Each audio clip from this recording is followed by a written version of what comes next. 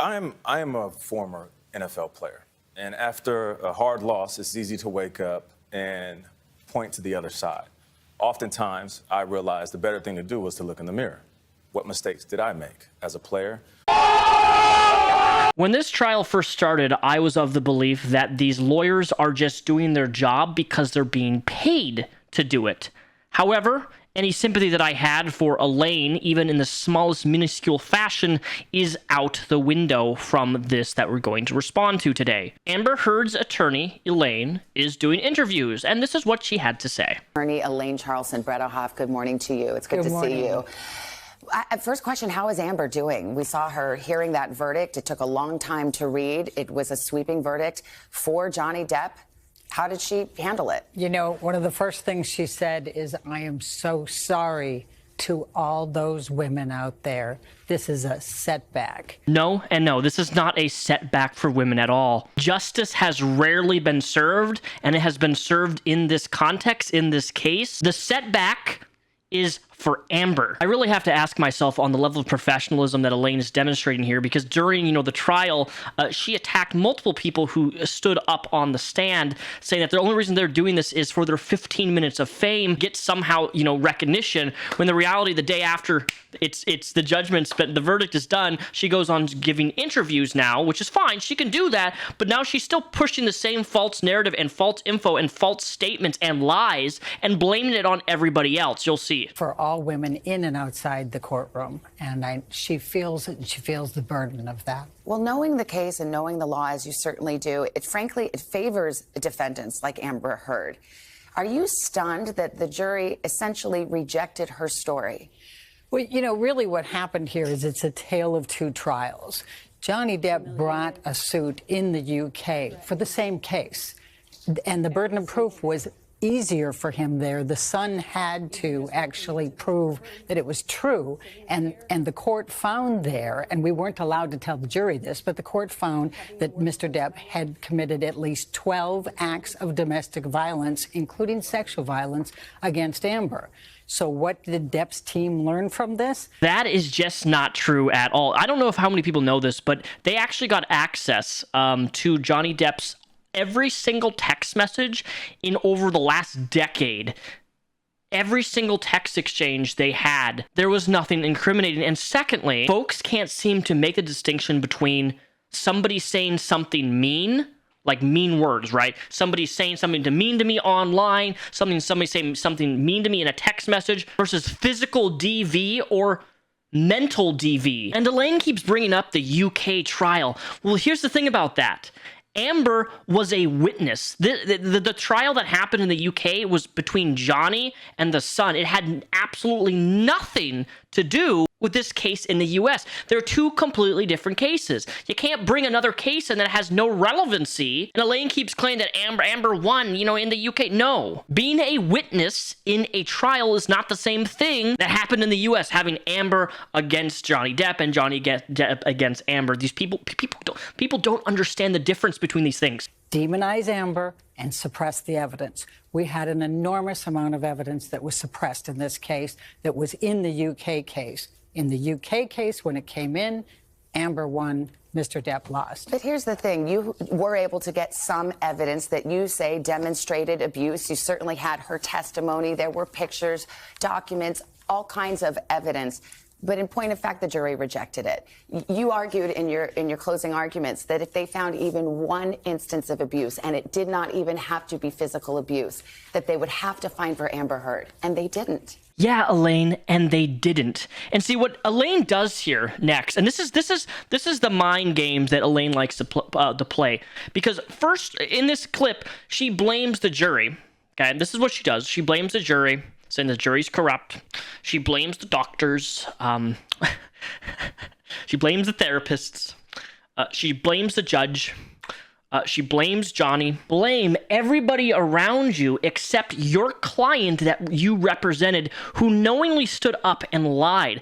And just recently there was an article posted, and this is alleged, but it's from an anonymous source. One of the jurors decided to speak out, said allegedly that right when Amber got up on the stand and lied about the donation versus pledge, that she pledged this certain number of money and then she lied about it on the stand, that's when the jurors really had enough of her shit, essentially. So much of what Amber said was so exaggerative, which is why the jury just couldn't really believe it, because she didn't make a case for herself, exaggerating small things and using the same, the same photos multiple times of somebody sleeping on a chair with a cigarette or ice cream in their hand, resubmitting the same photo multiple times saying this is evidence, this is evidence. There is absolutely no setback from Johnny Depp winning this legal case. The case was about Amber lying in court, committing DV, and creating false evidence to create a narrative that somebody did something they did not do. It's crazy to me that Elaine's even doing this interview saying that everything was suppressed, despite us listening to this trial, seeing and hearing it with our own eyes and ears. How do you come back from audio evidence of somebody saying that nobody's going to believe you because you're a man, Johnny? I didn't punch you, Johnny. I hit you instead. There's so much, there's no coming back from that level of evidence. It's so clear as day, and is an admission of guilt and the fact that she was constantly an instigator. Elaine is so incompetent at her job that she can't even get the other case that happened in the UK. She can't even vocalize the actual facts of that case. It wasn't between Amber and Johnny. Elaine, might I remind you that you're talking on televised TV. You're being seen by thousands and millions of people all around the world. And then Elaine tries to blame social media as the real problem, not the fact that your client lies.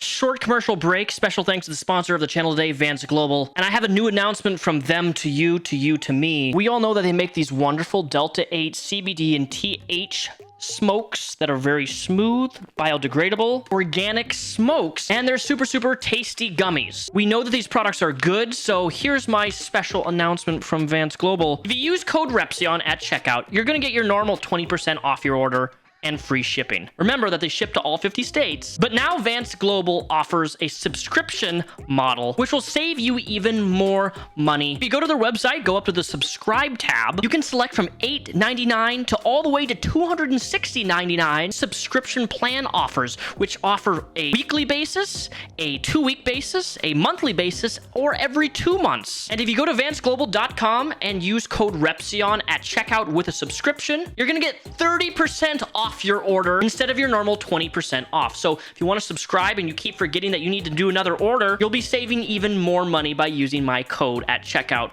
Repzion. If you're in need of relaxation, you'll be trying to get rid of all that nicotine, Vance Global is a great, refreshing, relaxing replacement, which will ultimately be sending you up to heaven and getting a fantastic night's sleep. Support the channel, click the link below.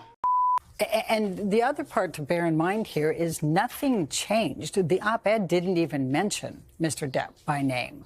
And so what basically they did here is demonize her. Shere's the thing about that. The op-ed didn't mention Johnny specifically by name, but it inferred it. Inference. That, and when Amber was on the stand asking about the op-ed, she incriminated herself about this whole thing. It wasn't completely about Johnny. Yes, it was. It was inferred, and heavily. Like, you think people and viewers and all the eyes and ears watching this are all stupid and can't comprehend what inference is. If you want to know what is a true setback for women, Elaine, that would be your client's choice to lie and abuse. That sets back women. Lying sets back women. Lying sets back men. Lying about SA sets back everyone.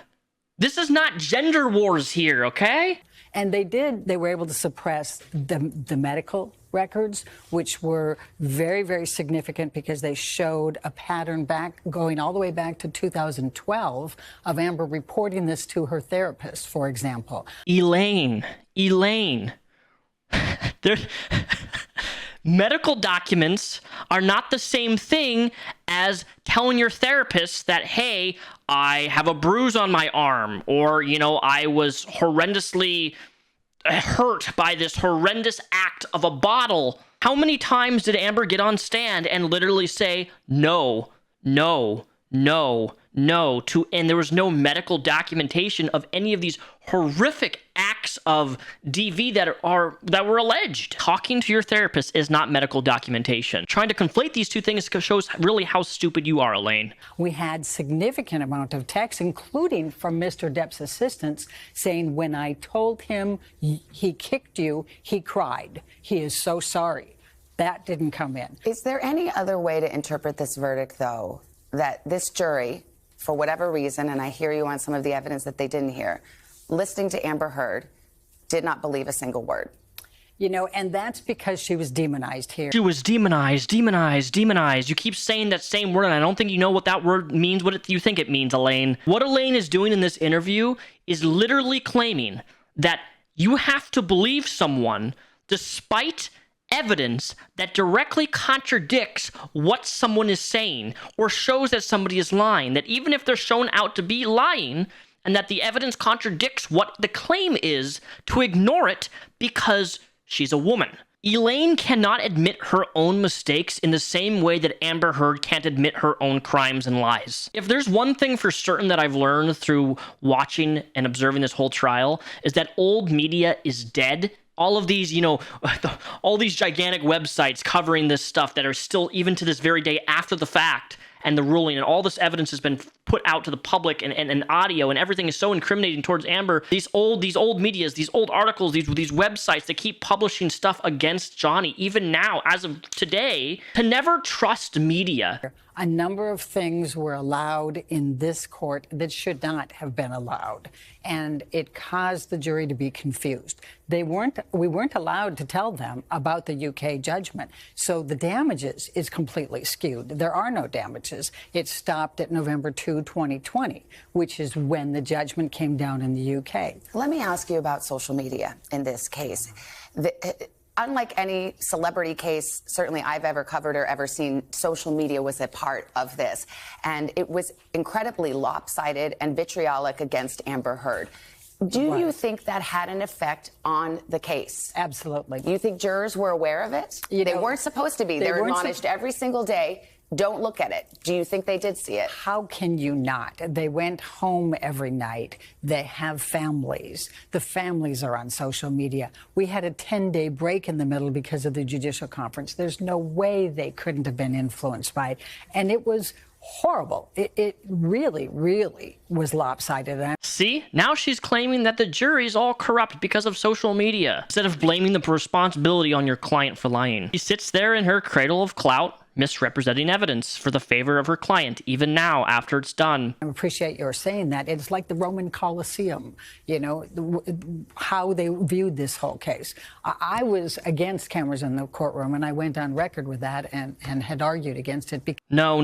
That's not why you were against cameras, because of the sensitive nature of this. You were against cameras because you didn't want to be called out. Your mental mind fuckery that you played in this trial, in your terrible attempts to discredit people who had evidence of the contrary of what you were claiming. How Elaine can sit there and still try to manipulate people who are survivors of DV, attempt to make people feel guilt and sorry for Amber after the fact. I think that Elaine forgot what the job of the jury is supposed to do. Examine the weight of the evidence and find what is credible and what isn't, and that's exactly what they did. The outcome of this defamation case is a win for women and men, regardless of gender, because #abuse holds no gender. The only person who ever demonized herself was Amber Heard. The only one who destroyed their own credibility was Amber Heard. The only person who victimized themselves was Amber Heard. Because of the sensitive nature of this.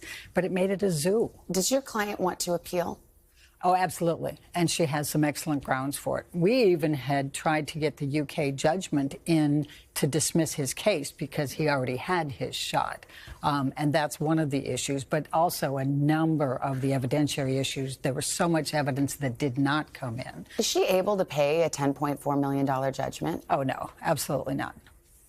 Finally, in closing arguments, Amber's team argued that this would send a message, that it would send a message that no matter what you do as an abuse victim, you always have to do more. You need to be perfect in order for people to believe you, if she did not get a favorable verdict.